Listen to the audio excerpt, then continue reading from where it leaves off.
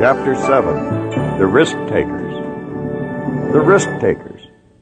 The days of defending your present possessions and positions are gone forever. Therefore, from this day forward, you will never have to concern yourself with such problematic issues as maintaining your present job or keeping up your current standard of living. Instead, you will put the things which can go wrong on the defensive, and you will put the things which must go right in ready formation for attack. As of today, you are a dynamic, vigorous risk-taker whose eyes are always turned toward your strengths and assets, rather than toward your weaknesses and liabilities. Henceforth, you will wake up in the morning thinking only of the ways to do the things you want to do, rather than waking up thinking of all the reasons why you cannot do those things. As of today, you will think repeatedly of the many achievements which you are going to accomplish in the future that are vastly superior to anything you have ever done in the past. For clearly, these are the results that can only be obtained if you are first willing to take some kind of a risk. Believe me, once you undertake this process, it won't be long before you start winning, and in a big way.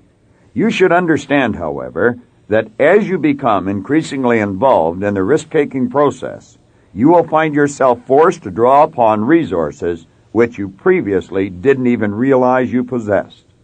At first, this may prove to be very frightening to you.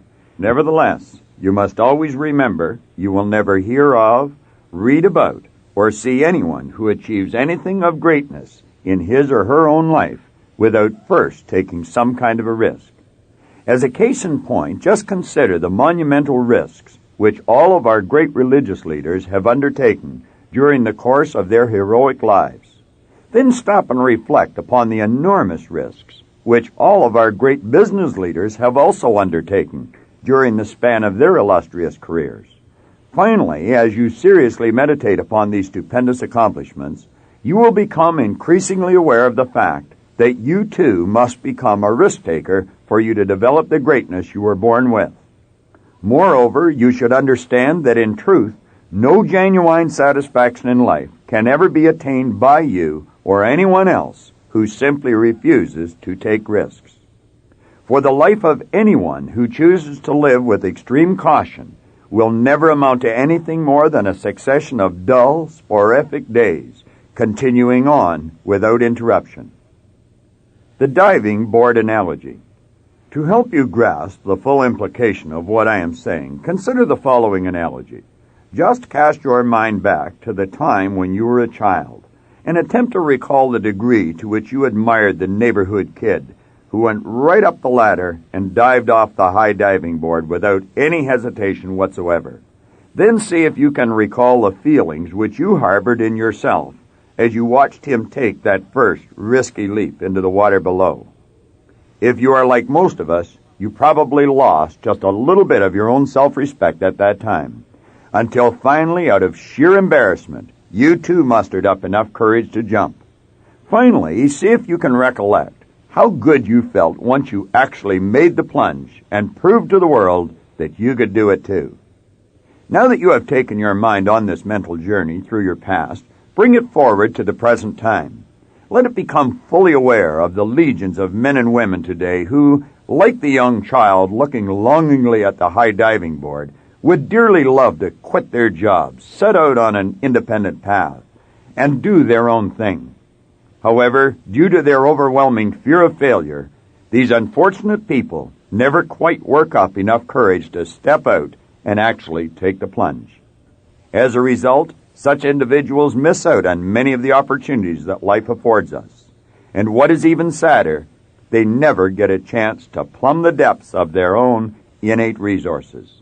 Since they are afraid they might not make it, afraid they might lose, afraid they might fail, they simply choose to maintain the status quo and do nothing. The irony is, however, that even if a person should assiduously attempt to avoid all risks, he or she will still inevitably end up failing from time to time. But the point is, so what? What difference does it really make? After all, failing does not make us a failure, and the only time we do become a failure is when we decide to stop trying anymore. Therefore, even if we should falter along the way, we never really fail, because we always retain the capacity to try once more. Flip Wilson's story. Flip Wilson, the famous comedian, is best known for his ability to make people laugh. But here is what he said in a somewhat more serious vein about his own experience with the risk-taking process. I fell down and I got up. I fell down and I got up.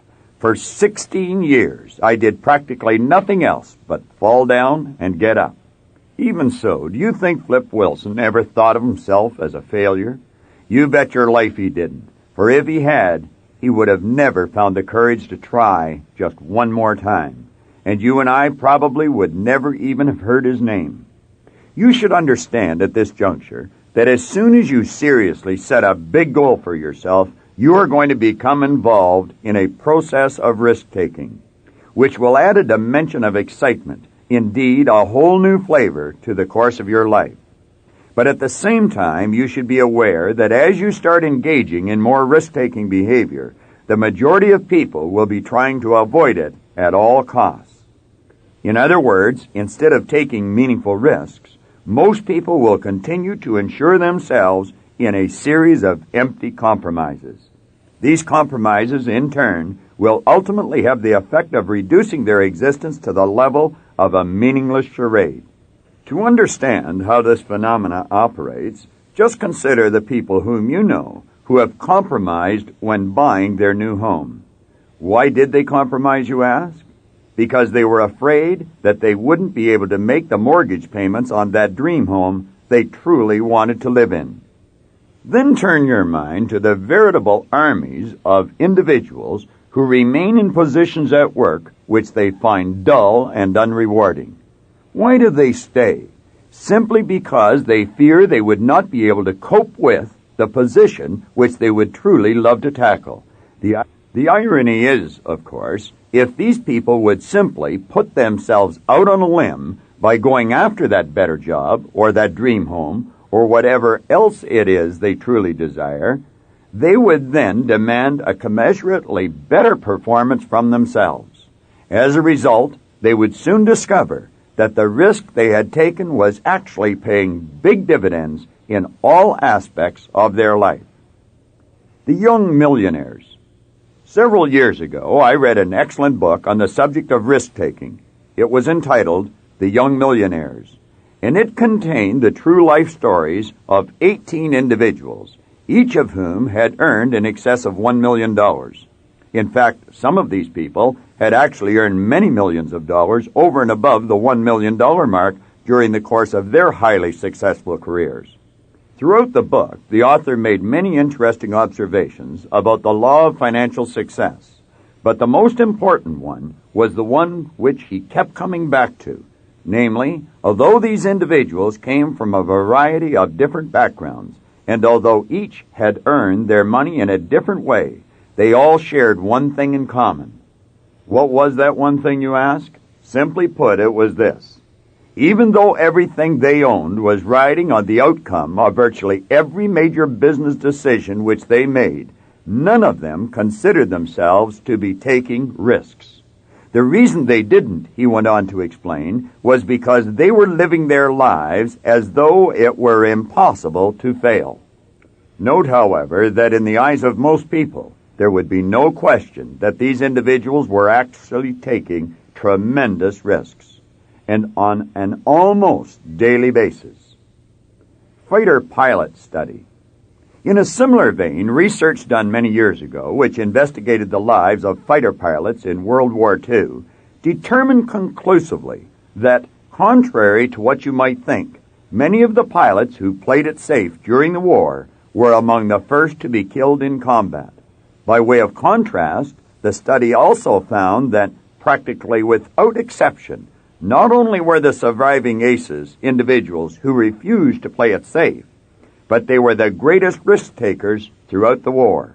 Indeed, as one has the opportunity to observe the performance of individuals from all walks of life, it soon becomes evident that whoever plays it safe in life dies, and dies relatively young. For although many of these individuals remain clinically alive for numerous years, when their hearts finally cease beating, it is a mere formality, because the truth is they have never really lived. By now, you have probably said to yourself, all of this sounds eminently reasonable, but why should it be? Or, why are so many of us destined to go through our entire lives in this condition of self-imposed misery, simply because we are unable or unwilling to take meaningful risks? Well, it seems to me, if we will only cast our minds back to the formative years of our own lives, we will soon recognize where this reluctance to engage in risk-taking behavior has its source. Once we have arrived at that point, I believe we will have come a long way in our attempt to combat and ultimately neutralize this insidious problem. I exhort you, therefore, to pay very strict attention to the information which will now be set out before you. When you were a young child, in fact, even as far back as the time when you were an infant, your parents desperately wanted to see you succeed. As a consequence of this wish, they were terrified by the prospect you might somehow fall short of their expectations of you.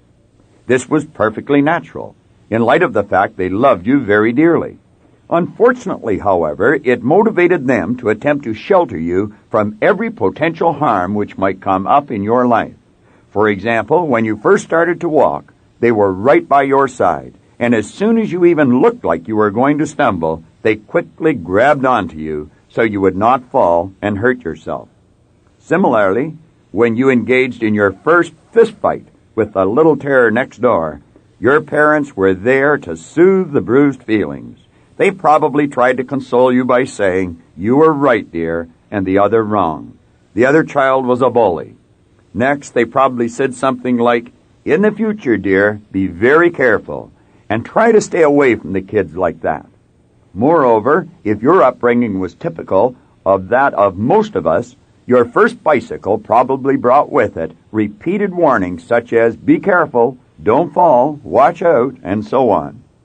In this manner, you were slowly but surely programmed to make every move in your life with a brilliant caution light burning brightly on the screen of your impressionable young mind. You must gain the awareness, therefore, that regardless of what anyone may have told you to the contrary, none of us was ever born with a fear of taking risks.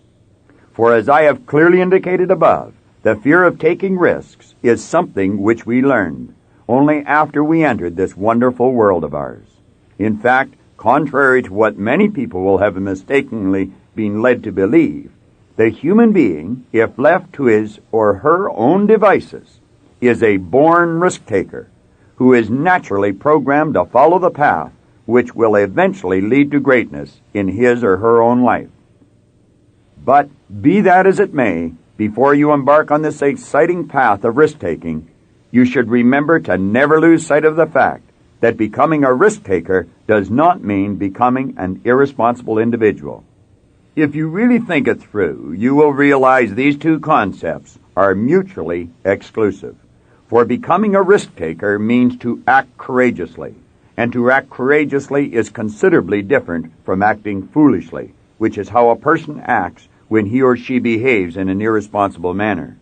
You might encounter a few situations where the line separating these two concepts becomes extremely narrow. Nevertheless, it is absolutely essential you never cross over that line, inadvertently or otherwise. Another thing which you must be aware of is that risk-taking is always a relative term.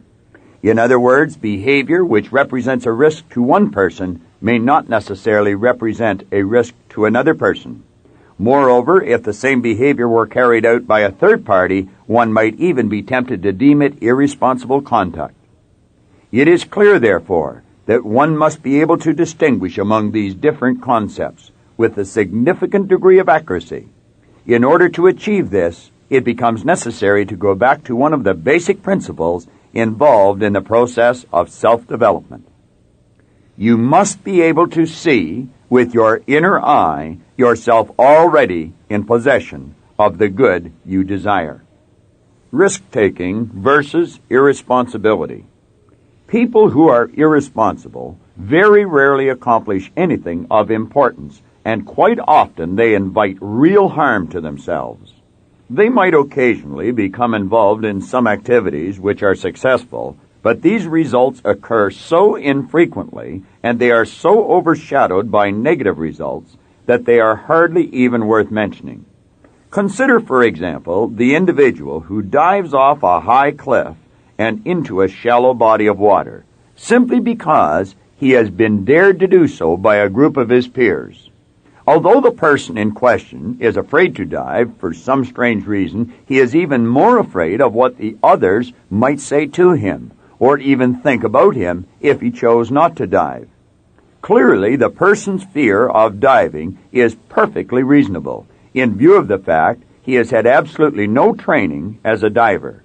Furthermore, as a result of his lack of training, when he does contemplate what might happen if he did dive, he visualizes himself being very seriously injured. Obviously, for an individual such as this to go ahead and dive would be extremely foolish, to say the least. And the person's actions would have to be considered irresponsible by anyone's standards. On the other hand, however, if this same person trained to become a professional diver, and if he were skilled at taking all of the various factors into consideration, for example, if he were able to visualize himself successfully going through all of the necessary motions, such as swimming to shore, stepping back on land unharmed, etc., then it would be a totally different situation. For although the person would still be taking a definite risk, no one could accuse him of acting in an irresponsible manner. Consider for a moment the stunt people who work in the movie industry. These individuals are constantly performing dangerous acts. In fact, that is precisely what they get paid for. But do not be deceived, for the men and women who perform these stunts are not amateurs by any means.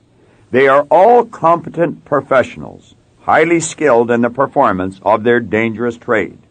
They always check and then double-check every calculation before they make even the simplest move. As a result of these precautions, they are very rarely ever injured. No, there cannot be any question about it. Stunt people are risk-takers, to be sure, but they are very rarely irresponsible individuals.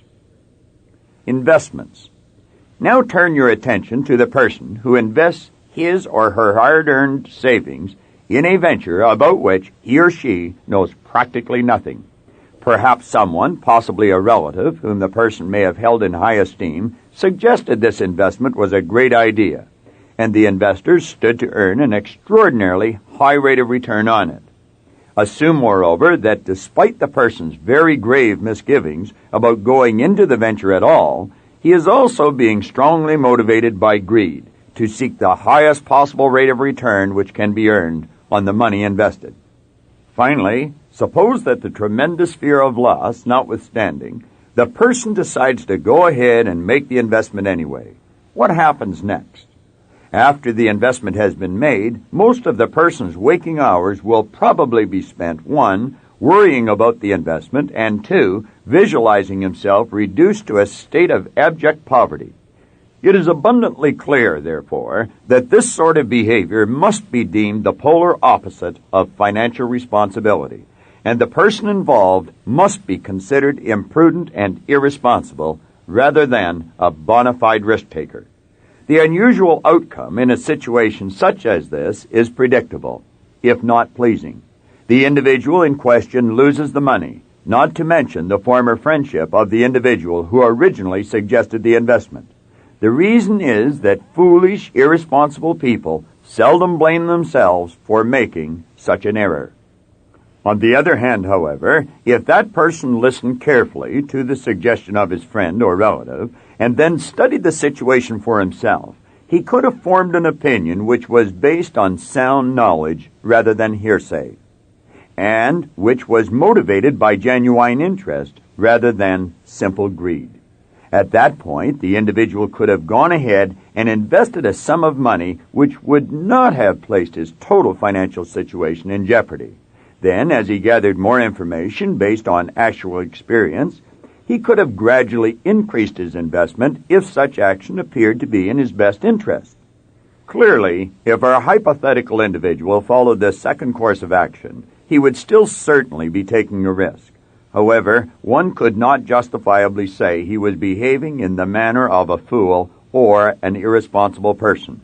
Moreover, even in the eventuality that this person made a bad judgment call and lost his money, that would have been all he had lost, for he would still have his friendship, and he would still have his own self-respect, because he would realize he had been guilty of nothing more than an error in judgment. An added benefit of this second approach is that the individual would not automatically reject future investment possibilities should they arise. I am sure you are getting my message loud and clear. Risk-takers are knowledgeable people who study situations carefully, have confidence in their own abilities, and have a very healthy self-image. Put more succinctly, we can say risk-takers, unlike irresponsible people, are nobody's fool. Business failures. Consider this. If one were to examine the statistics regarding the number of business failures each year, without closely studying each situation separately, one could very easily conclude that going into business for oneself is an irresponsible act. However, that is just not the case. The truth of the matter is, many of the people who have gone into bankruptcy should never have gone into business for themselves in the first place, either because they weren't properly prepared for such an undertaking or because they simply didn't know what they were doing. They lacked the skill, the knowledge, or the proper support to get their businesses off the ground. Bear in mind that although it takes most new companies at least 3 years before they are properly established, some of these individuals didn't allow for 3 months or even 3 weeks to give their businesses a chance. It is also significant to note that prior to setting out on their own, many of these people were those employees who thought their boss was incompetent, or the owners of the company which employed them didn't know what they were doing.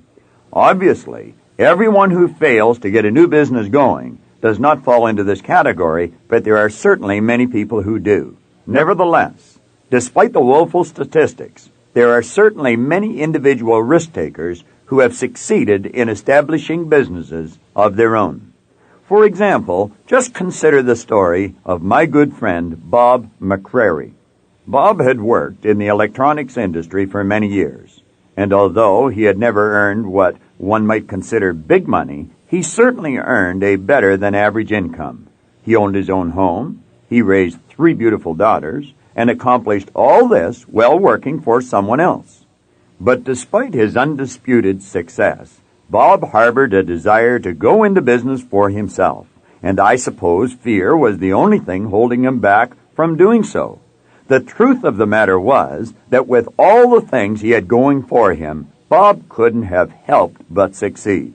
Unfortunately, however, he was unaware of this, because he had never been out on his own before. Moreover, he had been raised to believe the old idea that a person should get a steady job and then work for a pension. Still, the desire of Bob and his wife Pat to work in their own business persisted. It eventually grew to the point where they were actually able to visualize their business operating successfully. Since it is impossible to hold an image in the mind without also expressing it, the end result of Bob and Pat's imaging was the birth of their own company, Pensacola Electronics. That happy event occurred just a few short years ago, and although both Bob and Pat have worked many hard hours and still do today, they have the satisfaction of looking at what they have created together. They gainfully employ numerous people, and they properly service hundreds of clients located in various American states. They have both earned a sizable income, and the net value of their company today, if they were to sell it, is greater than all of the money Bob had earned working for the other company for all of those years. Did Bob and Pat make the right decision? Just ask them. Would they make it again? You know what their answer would be. Are they risk-takers? I don't think there is any question about that. Bob and Pat McCrary left their jobs and invested many thousands of dollars to do something which they had never done before. They had no written guarantee they would succeed in their new venture, But they were not irresponsible, nor were they acting imprudently. Were they afraid? Well, I have never asked them directly, but after studying human nature for the greater part of 20 years, I feel quite confident in asserting they were. The salient point for our purposes, however, is despite their trepidation, they had the courage to act in the face of their fear. For the person who analyzes a situation carefully prepares himself accordingly, and then proceeds in the face of fear with the image of success in mind, is a genuine risk-taker. Furthermore, as you are already aware, risk-takers very rarely lose, and even when they do, they usually bounce right back to try again. In other words, risk-takers live exciting, creative lives because they are living the kind of life that we are all intended to live. So put a smile on your face, because as of this moment, you too can become a bona fide risk-taker. How? Simply by doing the thing you have dreamed about, off and on for months, or possibly even years. In the great musical, South Pacific, Mary Martin sang, "If you don't have a dream, if I don't have a dream, how are we going to make a dream come true?" It is my belief that every one of us has our own dream. We all have a vision, an idea, or a picture of some great or grand thing or accomplishment which will float to the surface of our consciousness from time to time. Moreover, for a few brief moments, we permit ourselves the luxury of enjoying ourselves doing, being, or having whatever that dream might be. There is no doubt in my mind that you, too, hold a picture of something which floats to the surface of your consciousness periodically, and if the truth were to be known, you would dearly love to execute that dream. Well, the simple truth is, you can. But in all likelihood, it is going to require a considerable amount of courage on your part. Remember, it makes no difference at this moment how bizarre your idea may appear. In fact, you might even regard it yourself as being sheer fantasy. Nevertheless, you can begin to turn it into a reality by making a written description of whatever it is you would like to do, have, or be.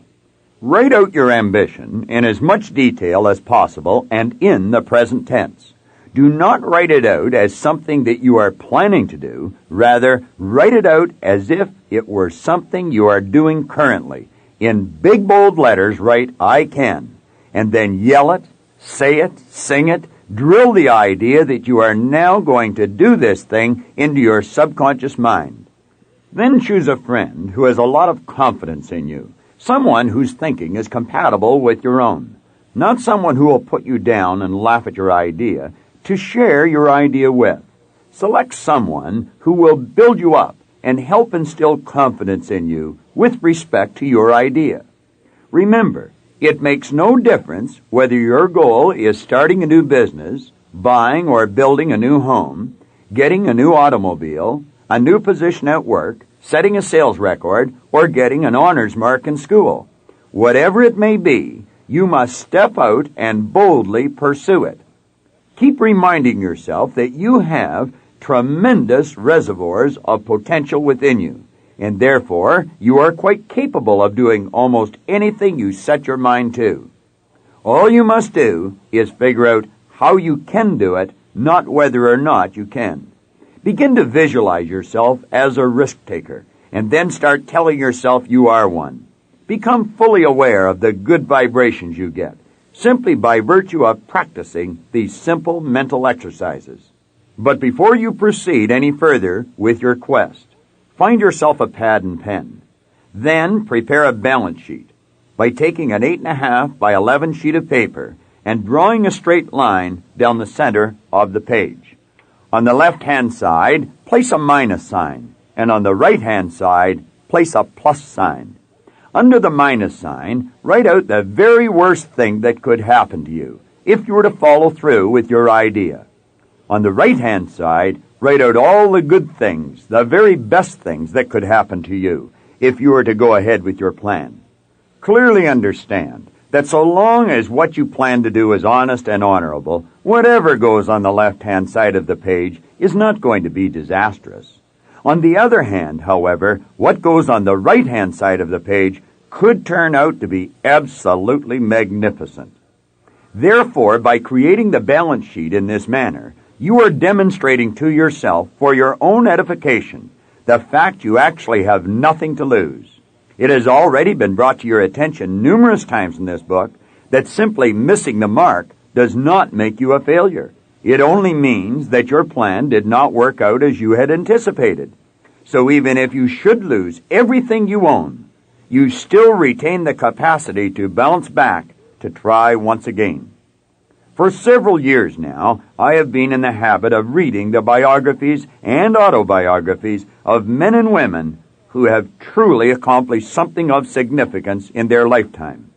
I have found, moreover, that almost without exception, these individuals had fallen short of their goals on numerous occasions, but that never deterred them. Indeed, I myself have experienced failure to hit the mark on a number of occasions, and I will readily admit it hurts a little, and it even causes a certain amount of embarrassment.